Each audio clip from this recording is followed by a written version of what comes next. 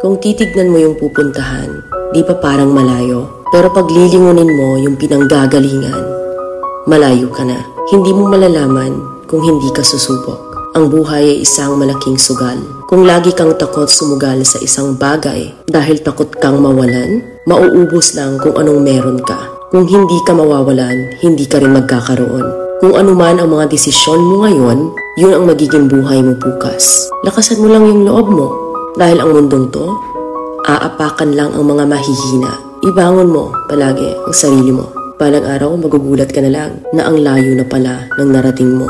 Kahit mabagal ang progress, basta may usad at kumikilos ka, okay na yan. Wala tayong magagawa. Ganyan talaga ang proseso ng buhay. Lahat tayo nakakaranas ng hirap. Hindi natin alam kung hanggang kailan tayo dito sa mundo. Kaya mas piliin mo maging mabuting tao. Ang pinakayaman na maituturing natin sa sarili ay ang ating mga pangarap. Kapag handa kang abutin yung mga pangarap mo, hinding-hindi ka maghihirap. Kung lagi kang may pinagdaanan sa buhay,